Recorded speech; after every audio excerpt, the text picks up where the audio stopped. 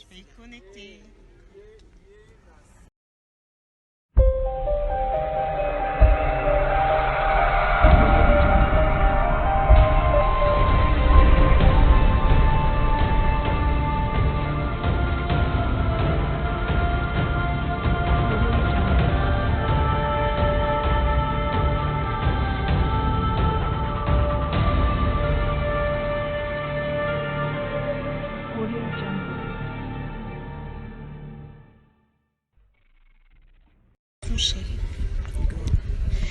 Global TV Moscou, je suis toujours branché. Ah oui, Global TV Moscou. Ah ouais, Alvin Moscou. Global TV Moscou. Il n'y a pas match, hein. Il n'y a que ça, quoi. L'heure est grave, l'heure est grave. Batala caca, batala caca. Ah, je vais y connecter.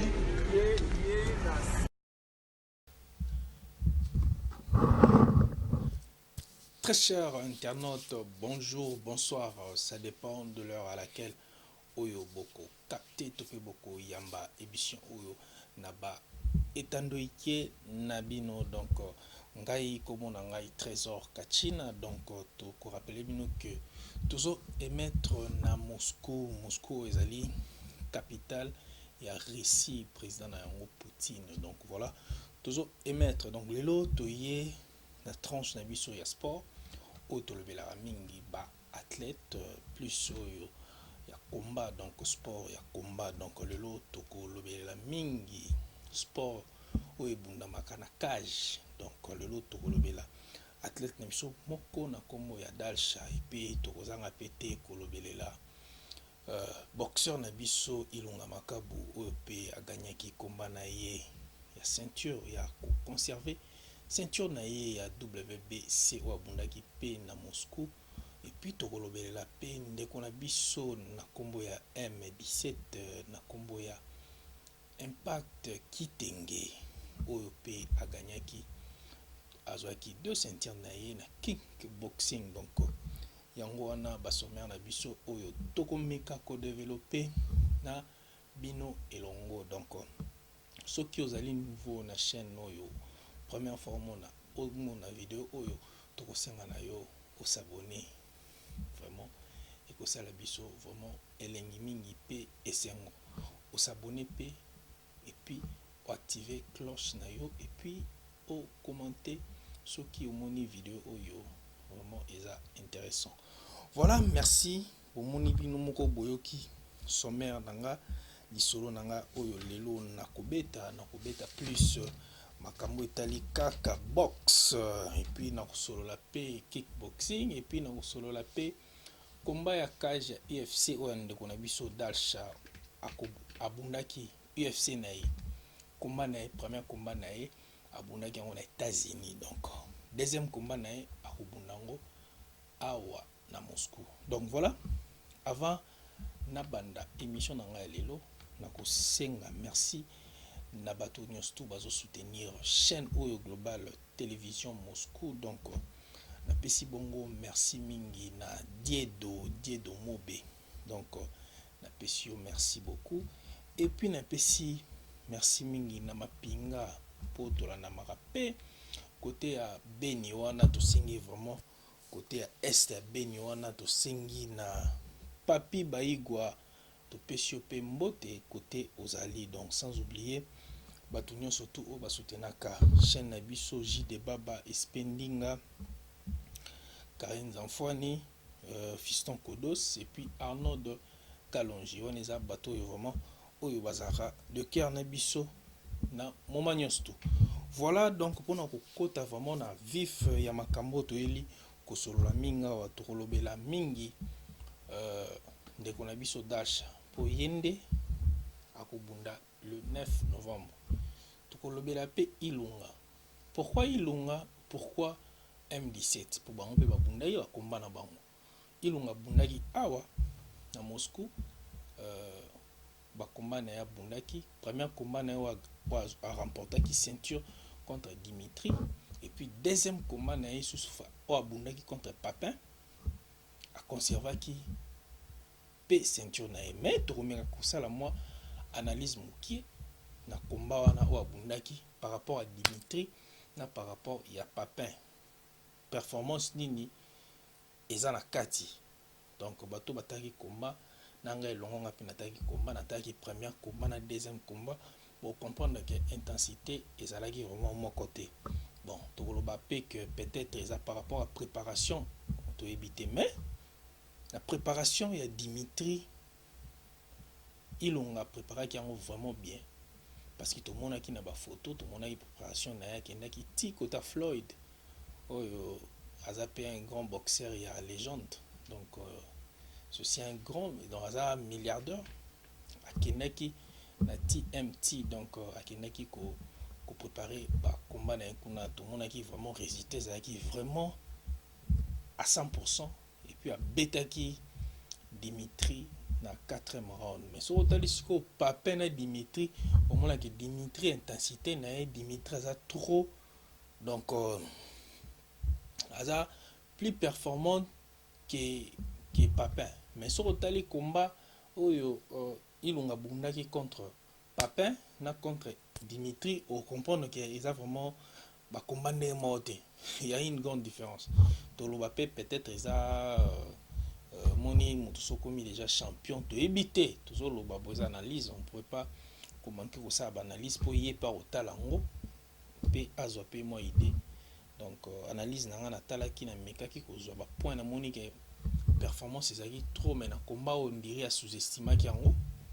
Mais garçon n'a pas peine mais qui est na deuxième round a peut perdre. Mais tellement azaka nyama netumba asala toujours fierté à drapeau na biso à Congo, et puis combat nezaki vraiment superbe combat. Donc ata tout le monde qui ba tweet ya ba manager minene ya monde ba basal ba pariara mingi, et puis na ba bimisara batlet trop ba tweeter qui vraiment pour na ndeko na biso Ilunga, donc ça va. Mais champion performance toujours ba sparring partenaire à Makassi, on est pesa boxeur azala vraiment au top. Donc voilà, merci. Voilà tokangi tomeki kanga branche ya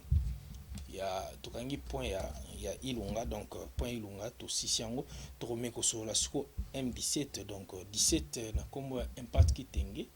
aba proche ba ebie. Donc c'est aussi un ami oyo a évolué en États-Unis, donc tout le monde qui ba combat na azaki na 3 jours successifs ya combat ezaki vraiment eloko ya ba GT, mais tout le monde qui quand même que on a pe nyama netumba a remporté qui tous les 3 combats na et puis azwaki tous les 2 ceintures na yewana ya king boxing na habité ceux qui régissent pour balancer les biso quelques illustrations na habité. On va simple de voir. Ok, c'est bon. Ok, à autant na sima écran. Donc voilà, donc abundaki combat na kitoko tout le monde qui ceinture. En tout cas bah félicitations na impact kitenge na komba tonton Nzawe. Donc voilà, to PCP bambote kotoza na États-Unis. Voilà, donc tokozo pe mon point ya ndeko na biso Faraday IP a évolué en Afrique du Sud, il est pas bunda qui combat na bon professionnel p, mais a perdu qui yango. Donc to pesa toujours zala makasi, donc ils a ba preuve moko pour pesa sous son pifo tango ya na ndenge ya ba GT musala ka kebele côte Sambeji bien travail belé au cours remporté na yo prochaine combat. Donc voilà, on est là qui va point oyo te fongola qui fongola mo moké, mais mama na likamuna biso oyo ya combat ya ndeko na biso Dalcha. Donc Dalcha a impressionné qui vraiment ba américain de mingi parce que déjà as champion d'abord na niveau Afrique du Sud dans la catégorie nae a betaki tellement trop, et puis a détenu qui a kangaki ba ceinture mingi yango ba mekaki esikoyo amata na level ya likolo ndaki na level ya UFC. Donc na UFC pe premier combat na a remporté combat wana, donc ça veut dire que ndeko na biso azokende na level moko ya malamu, donc aza na projet d'avenir na ye na ndenge ba manager bazomonela ye ndenge tozotala ba commentaire parce que na trop focalisé na ba site wana na kotaka mo mingi na talaka ba manager ndenge bazobwakele ba étoile, donc ba étoile na ye eza kitoko, donc azo évoluer vraiment dans le bon. Donc c'est la deuxième combat na ye important UFC ou Abunda awa na Moscou, Abunda le 9 novembre oyo, donc dans un mois, donc tout le bas dans 2 pour tout dernier septembre, donc tout le début septembre, tout chara 2 mois, donc 10 novembre à Kobunda combat wana awa na Moscou. Donc voilà, tokosenga na ba congolais nyonso to à Moscou bosomba déjà ba billets eza online, et puis ba billet eza guichet fermé, donc c'est le moment ya kosomba ba billet na bino parce que jour wana billet était camarade vraiment té. Donc voilà, na sengi merci mingi na batu nyonso tout au ba s'abonner toujours na chaîne na biso Global Télévision Moscou. Donc ici donc chaîne oyo eza chaîne moko promotionnelle, donc tout ça on a pour tout ça la promotion yaba œuvre, promotion yaba valeur, et puis promotion yaba biloko nyon surtout au bino bozo sala boya nango et pas na biso tout ça la musala moko ya professionnel, donc il y a professionnalisme vraiment ezali awa toujours kenena éthique journalistique ya makambo ndenge kende la bokozala jamais dessus. Donc voilà, na kosenga mingi na ba congolais mingi tolingana kaka tolingana,